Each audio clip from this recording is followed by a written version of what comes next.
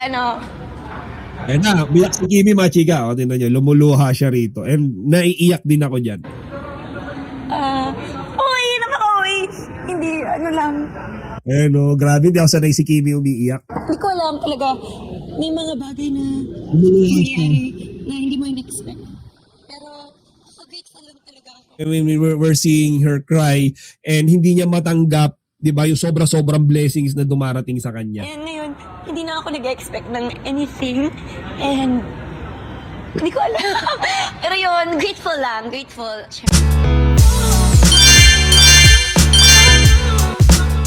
Kanina lang yan inere. Okay? So mga kachika, sobrang nakakatuwa to. Why? Because we all saw how Kimi is responding dito sa nabalitaan niya. Kimi is so happy to the point, mga kachika, na umiyak na siya during the interview. Okay, I'm telling you, Kimi cried. Literally. Okay, hindi lang siya emotional. He literally cried with tears. Okay? So mga chika, sabay-sabay nating panoorin ang interview with Kimi. And I'm telling you, lahat to is, tawag nga dito ni MJ Felipe, lahat to is good karma because Kimi has been a very good human, and a very good people, has been a very good woman. Okay, to everyone. Kaya ito, binabalikan siya ngayon ng swerte, ng good karma, ng blessings. Okay, so let's start mga chika. Panoorin natin yung interview ni Kimi na isinagawa ni Sir MJ Felipe. Okay, so ayan, let's start.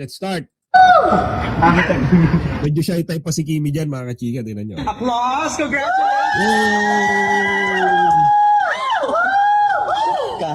Pati ako napapayehe. Yeah, super. Like O to the G talaga ako. Is this real? Totoo ba? Oh my God, like the pressure is on. Pero talaga namang, I think it's destined. Di ba? So mga kachika, ito sa simulang part ng interview na yan, gusto ko lang ipaliwanag or further expound sa inyo that even Kimi herself is surprised dito sa balitang ito. Okay? She didn't expect this to happen. Ang ibig sabihin mga kachika, akala niya hindi yung The Alibay ang mapupunta sa first time slot ng prime time. Kasi mga kachika, initially, 8:45 talaga yung The Alibay. Iyan yung initial announcement. Di ba? We all know, 8:45 yan eh. In-announce yan after siya ng Batang Quiapo. And then, yun nga, ang presumption ng lahat, yung kapalit ng Batang Quiapo, yung uupo sa alas 8 ng gabi. And then, dito lang, 2 days ago, or a day ago, 2 days ago, pumutok yung balita na mga chika nasungkit ng The Alibay yung first time slot sa prime time dahil yung Sigabo lumipat or na-postpone.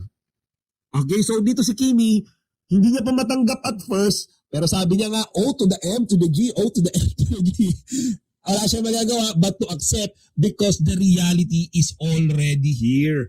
Nangyari na eh. Diba? So ano pag magagawa niya but to accept it? Diba? Hindi ko alam. You cried daw. I did. Hindi ko alam bakit talaga. Yan. Yung sinabi nila sa akin, hala, naiyak talaga ako kasi parang pa 20 years na tayo this April. Isang beses mo lang ako nag-first time slot. Ang dami na nangyari. Ayun. So sabi dyan ni Kimi mga kachika, diba? Nung unang beses niyang narinig yung balita na yung The Alibay yung pumalit sa Batang Quiapo time slot, umiyak daw talaga siya and hindi niya ma-explain why. Okay, hindi niya ma-explain why. Pero ako mga kachika, I have an assumption kung bakit siya naiyak. Diba? Para sa akin lang to, feeling ko kaya naiyak si Kimi mga kachika because she knew lahat ng mga effort na ibinigay niya sa karir niya is nag-pay off na. Diba? Kumbaga, dahil everyday siyang nag-grind, everyday siyang kumakayod, everyday niyang ine-exert lahat-lahat nung meron siya, umaani na siya ngayon nung fruit of labor niya. That's simple.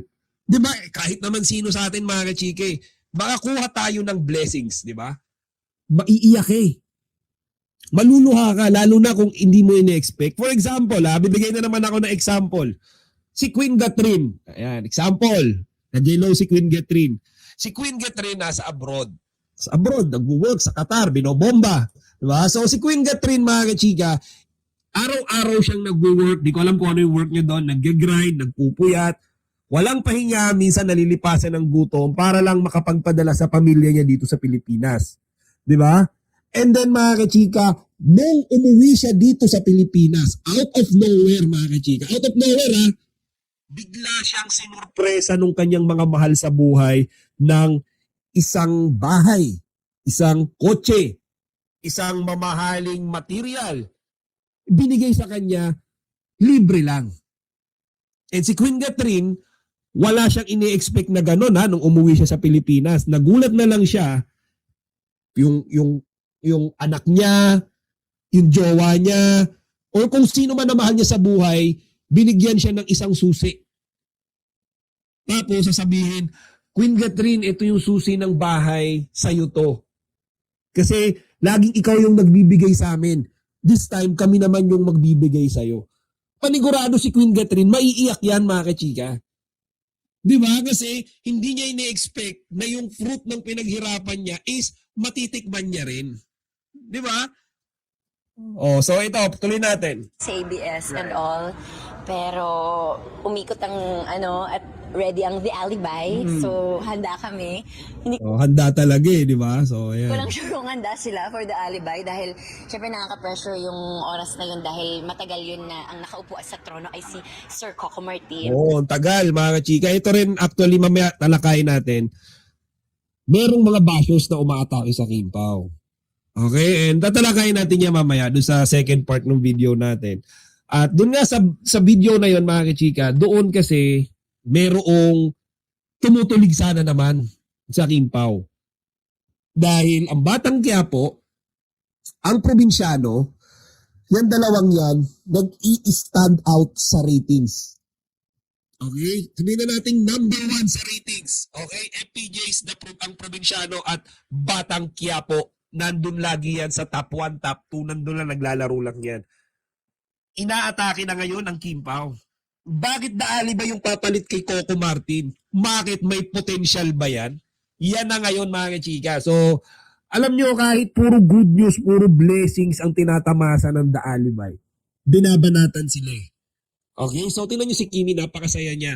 Dahil mismong si Coco Martin at ABS-CBN Management, yung kumbaga pinagkatiwala sa kanila ni Paulo, yung time slot na yun. It means, kaya nila. Diba? Based on the current ratings, walang ibang lab team na mayroong kasing lakas ng Kim Pao. Totoo yan, mga chika.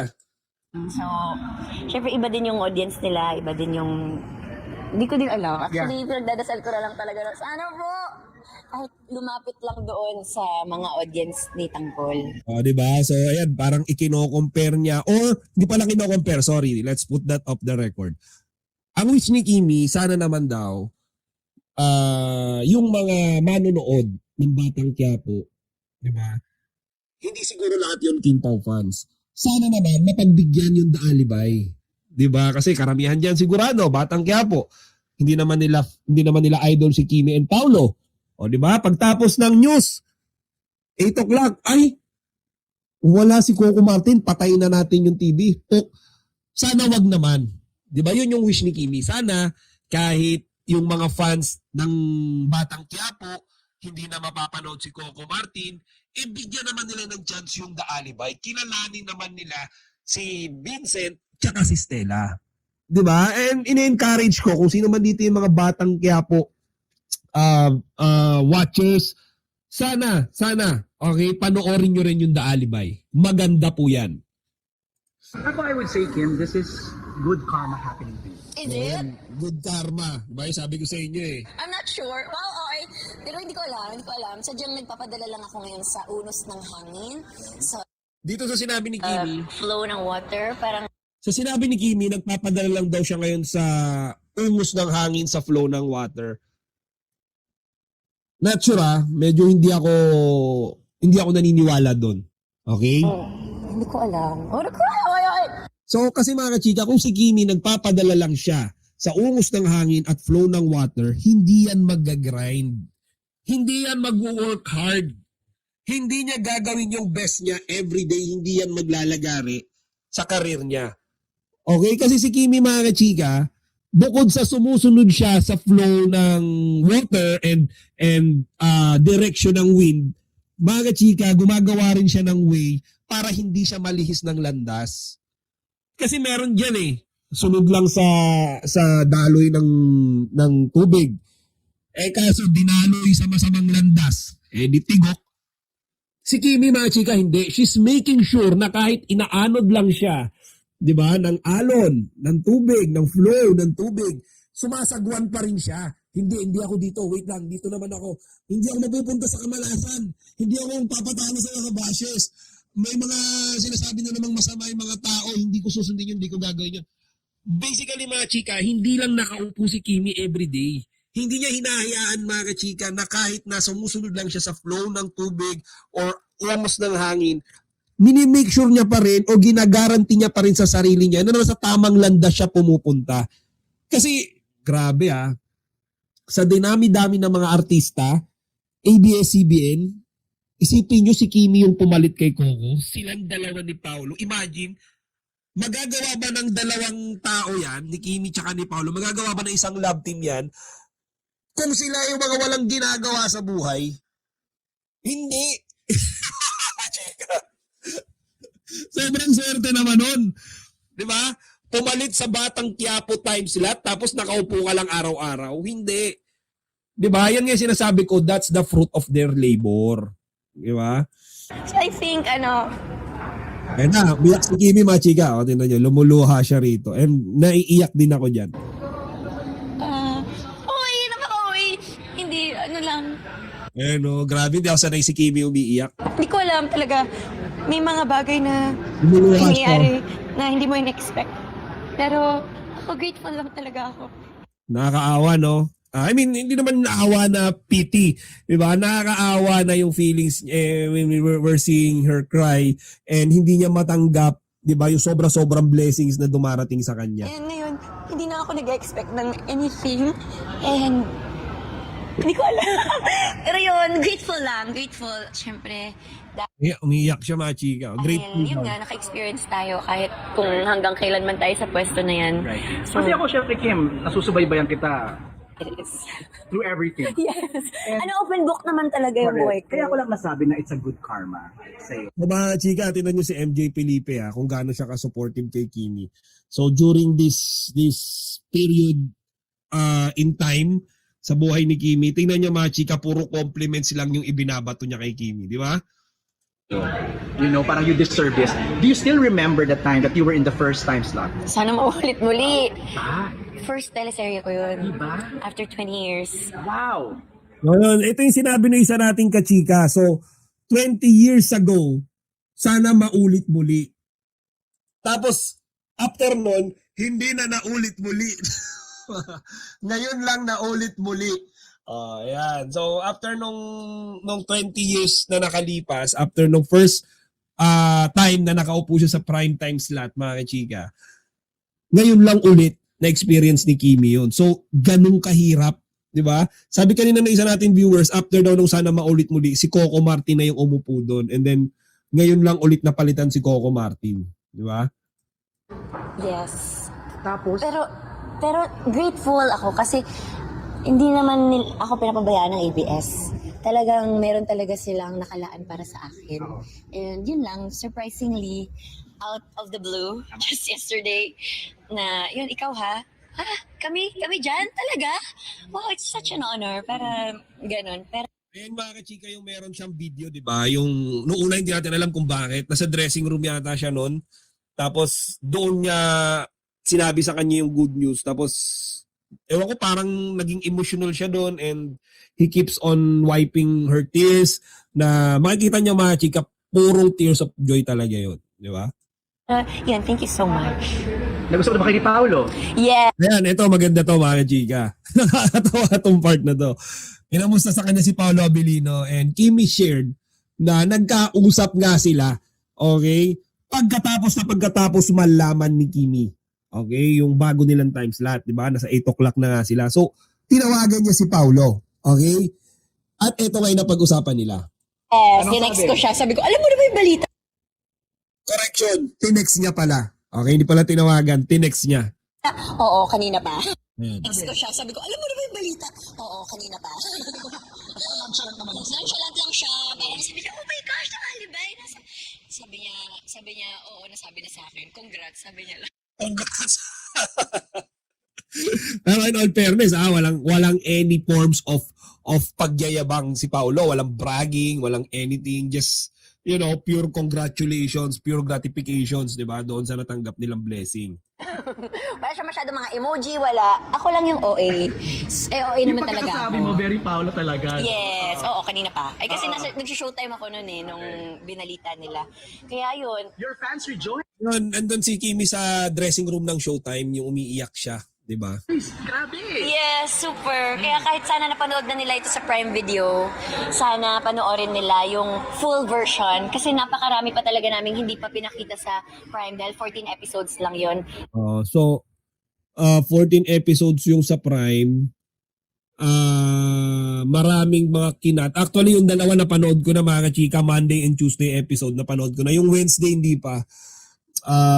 Pero ang daming mga eksena doon na kinat na ako rin mismo nagulat. Sabi ko, paano nila naisingit to pero hindi nagbago yung story? Mas detalyado. Di ba? Yung The Alibay ngayon. Ito naman, TV version, buong katotohanan na talaga. Yung mga hinahanap nilang eksena, dito nila mapapanood. Baka yung si Vincent buhay dito sa TV natin mapapanood. Di ba? Baka mamaya mga chika, yung buhay si Vincent, dito lang yun sa TV. Baka no? Grabe. So happy for you. Welcome Thank back you. to the first lot. I know! After 20 years. Please, panoorin nyo, please. Oh, paano ka mag-celebrate ng advance birthday mo? Wala pa, March April. pa lang. Okay. Wala pa. So, ano pa lang tayo? I-celebrate muna natin ang ating The Alibay nasa prime time. Ayan, thanks. And chika, aside dyan, meron din video actually si Kimi na ini-invite niya yung mga fans. Di ba? Actually, parang ang kaiiyak niya pa lang dito sa invitation niya sa mga pangachike. Yung mata niya namamaga pa. Hindi pa may dilat ng maayos yung mata. So, namamaga yung mata niya dyan. Kim is inviting everyone. Siguro in behalf of Paulo na rin, ini-invite nila yung mga fans, yung mga non-fans, pati yung mga bashers. Kasama na ini-invite dyan na panoorin yung The Alibay sa Free TV. Yeah, so, ayan. Prime time, 5 tulog. Visit! Kim Pao is back on prime time. 5 tulog na lang at makakasama na ulit kami ni Pao Maglino gabi-gabi. Kasama namin dito ang killer cast na sila John Arcilla, Shasha Padilla, Samuel B., Sophia Andres, Rafael Giselle, Robert Jaworski, Angelina Cruz at marami pang iba. Isa-isa, kahit anong mangyari. Handog sa inyo. Yung mata dito ni Kimi namamaga eh. O, tingnan nyo. Hindi niya maidilat na ayos. Naging super chinita. Siguro after nung interview, tsaka siya nag-invite. Di ba, napaiyak siya nung interview, kaya ganyan yung mata niya. Ng ABS-CBN Studios ang isang Dreamscape Entertainment production directed by Efrem Reyes, Onat Diaz, and Jojo Sagi. Mapapanood sa Kapamilya Channel sa All TV2, sa Cable at sa iWant. Mapapanood din po sa A to Z, Kapamilya Online Live at sa TFC. The Alibay, ang buong katotohanan, simula ngayong Lunes na, March 16, 8 p.m. pagkatapos ng TV Patrol.